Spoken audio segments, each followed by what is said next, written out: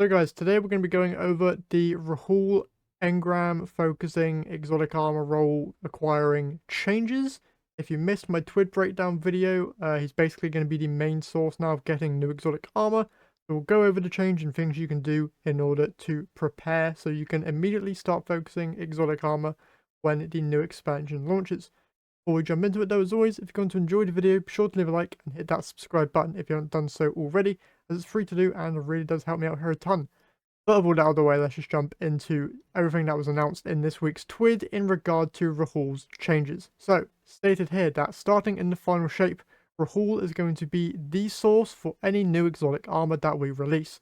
When you first talk to Rahul after the final shape launch, he'll introduce you to new reward programs tied to his brand new reputation track.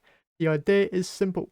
The more you decode engrams with him, the more you increase your reputation. Once you completely fill the reputation track once and reset your rank, Rahul will allow you into an elite club, giving you access to a new tier of focusing. Once you become one of Rahul's engram insiders, you'll be able to purchase any piece of exotic armor for any character on your account for one exotic engram and one exotic cipher. In addition to the previous focusing options, because this is tied to Rahul's new reputation track, there is no weekly limit to using this tier of focusing, as long as you still have exotic ciphers and engrams you can keep on rolling armor. With this change, however, we are still altering the way that old exotic sources work. First, lost sectors will keep the same exotic drop rates for exotics, but instead will drop engrams whenever they would have previously dropped gear.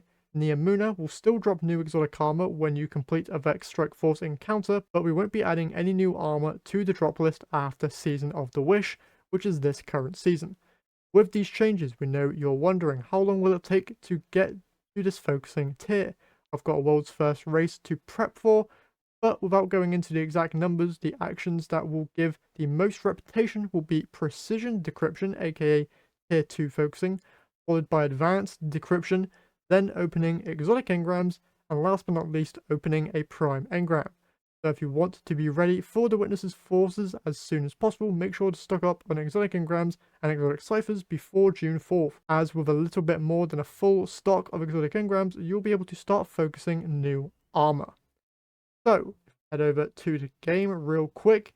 Here at Rahul, you can go over to your focused decoding, and here you have the advanced decoding, where you can just claim exotic armor pieces based on the expansion they launched. But the fastest way you're going to be able to level up your Rahul rank is going to be here at the Precision Decryption, which only costs 2 Ascendant Shards and an exotic engram. So you're going to want to stock up on as many shards and engrams as possible to then max out your rank. Once you have maxed out said rank, you will then be able to focus new exotic armor pieces or exotic ciphers and exotic engrams. So what is the best way of getting exotic engrams, ascendant shards, and exotic ciphers? Well, exotic engrams can very easily be obtained via going to your destinations, and you can get free per week just from going to either your Vanguard playlist or your PvP and Gambit playlists and just complete 9 matches of whatever game mode you want to do.